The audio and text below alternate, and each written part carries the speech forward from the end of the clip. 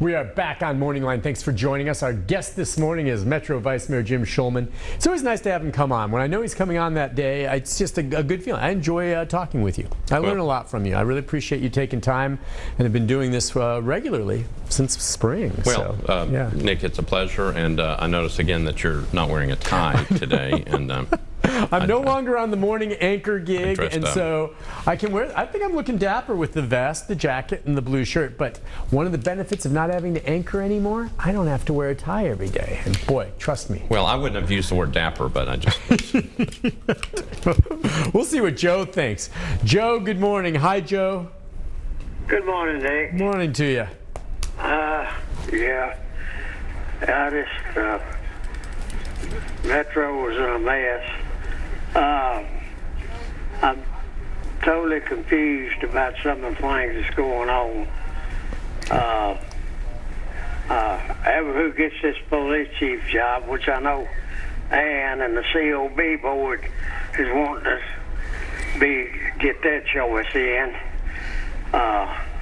But they're going to be fortunate if the interim chief doesn't get it, that these other people come in won't stay here very long because they're going to see what a mess it's in. One of the things I live on a street that's a cut-through street. For years I've been trying to get. It's a traffic calming neighborhood already. But people pay no attention to signs, just like they don't pay no attention to wearing masks. And I can't get any the public works to act on it at all. But you look, if you walk down the street and go to the mailbox without getting run over.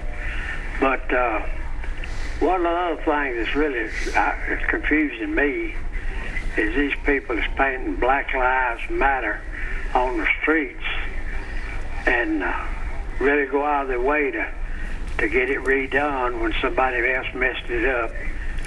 But this last weekend we had about 5 or 6 killings, and they was all blacks killing blacks. It looks like to me if Black Lives Matter, that these people would try to get their own people to keep from killing each other. Not just the police when they shoot one. I don't understand it. When we got killings every week, and it's blacks killing blacks, nobody never says anything. Nobody marches, and that's confusing to me. Well, let's talk about, Joe, you've hit on a bunch of points there. And by the way, I did not know the ethnicity of the individuals who died this past weekend, but it was a violent weekend. I think there were 3 or 4 separate shootings that left 5 dead and 6 others injured. Some of them, clearly, police have said one was a drug deal that just got out of hand, and then there were shots fired. But some other instances, and again, I don't know if those who were killed were black or white, but the violence there this weekend, yeah, that was a little bit disheartening. We report on 1 or 2 murders here, and that might have, but it really catches your attention when you get that many this weekend. Well,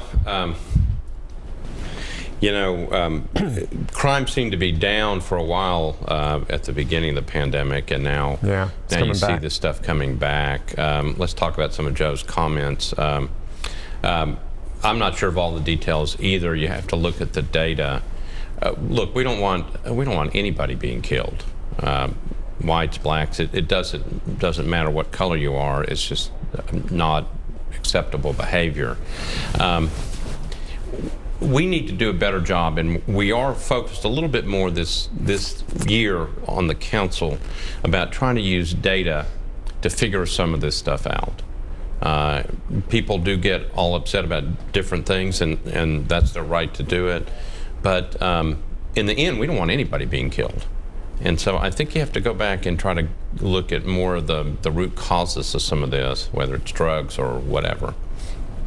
And go back and try to figure out ways that we can do a better job of giving people opportunities to get off the street. If it's drug dealing, how do you stop that?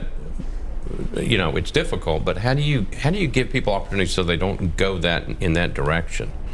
And we have to do a better job of that, and that's all tied to, programs and resources and other things. So it's all tied to a lot of the stuff we're talking about right now with the tax increase and everything else.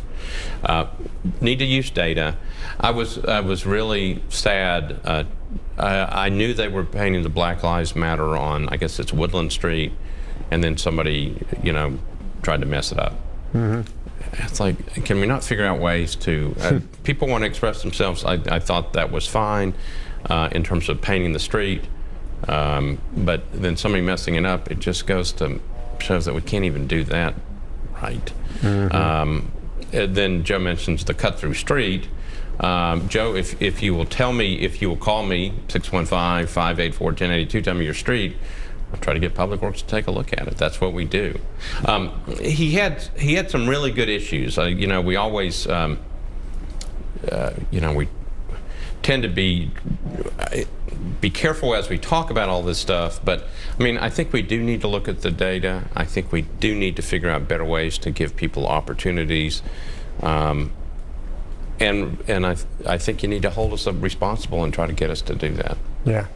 I agree. I will say this with regard to Public Works and Joe asking for some.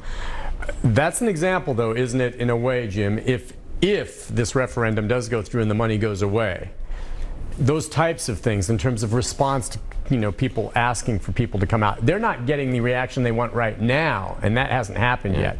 But I'm just saying, and you have to decide if it's worth it to you or not. Basic services, from what we've heard, if this referendum does go through, and again, some people say it's wrong to have that large of a property tax, will affect these types of things, and you have to be prepared. If that's it, that ain't no one going to answer your calls when you call in, because there's going to be one person there on a bank taking dozens and dozens of calls every day, because they're just not going to have the money to do the job the way they need to do it. The last time I was on the show, I brought the budget in, and we were talking about budget cuts.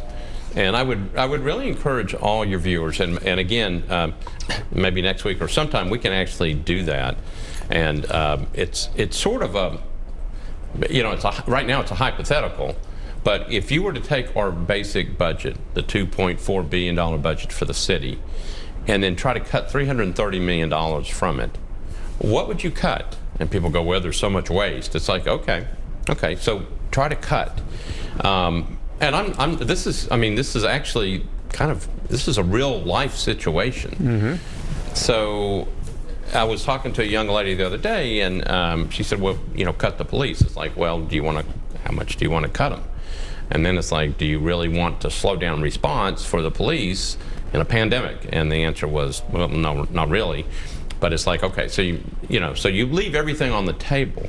The next question was, the big group of money is the school budget. Do you want to cut that? And the answer is no. Why? Don't cut the schools. It's like, okay, well, that took about half of it off the table right there. Right. So then you start cutting. And then what you were saying, Nick, is true. Public Works is a easy place to say, well, let's get rid of that. It's like, well, then your garbage is not going to be picked up. It's like, well, no, I don't want that.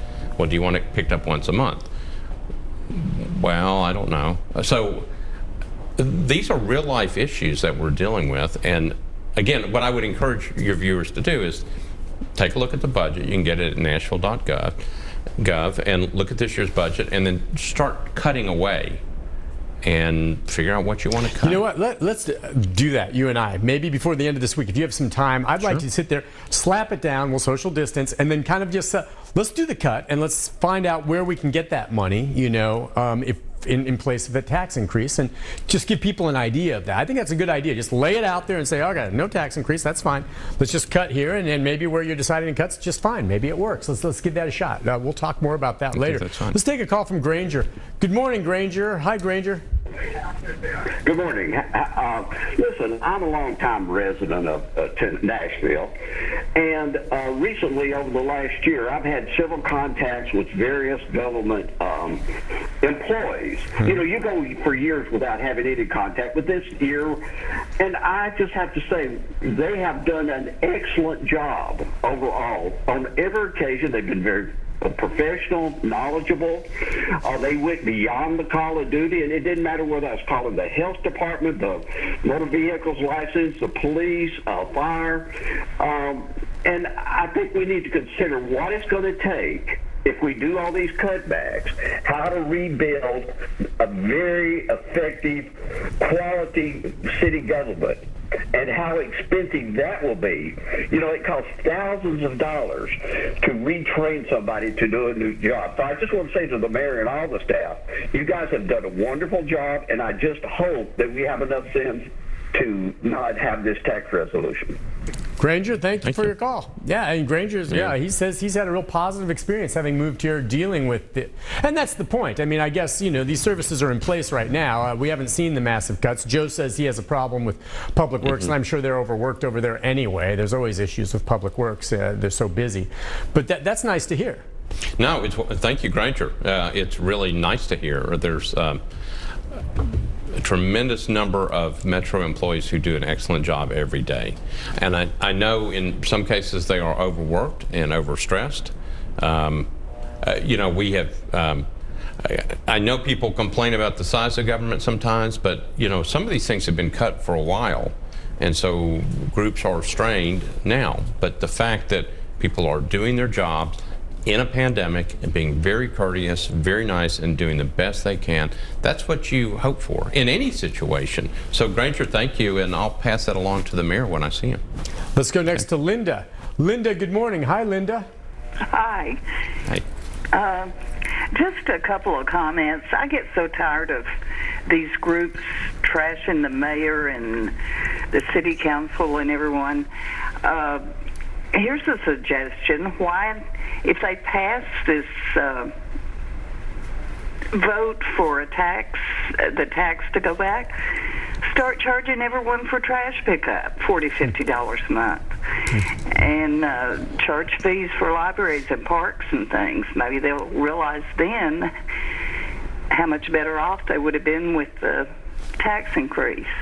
And also, if this goes to a vote, why doesn't that group that's pushing for it have to pay for the election if they have a special election? Okay, good questions. Jim, hit on both of those. I thought that was an interesting last point. It's just the way it works. You know, it's a referendum brought to the people for a vote, but it's going to cost everybody. Well, in a way, we are all paying for it. We're all paying for it. But I see her point. I see what she's saying. But in a way, we all are. It's taxpayers' dollars. They're paying for it. But then those who are against having anything change pay for it also. But yeah, what about she mentions, you know, some of these other options, and that's really intriguing. If you all of a sudden say, because you really think what kind of services you get from a city, and so many of them are free with your tax dollars. But if all of a sudden taxes went away and you had to pay individually every time you went somewhere, be it to the library, the park, garbage pickup, just take out your wallet and give them the money.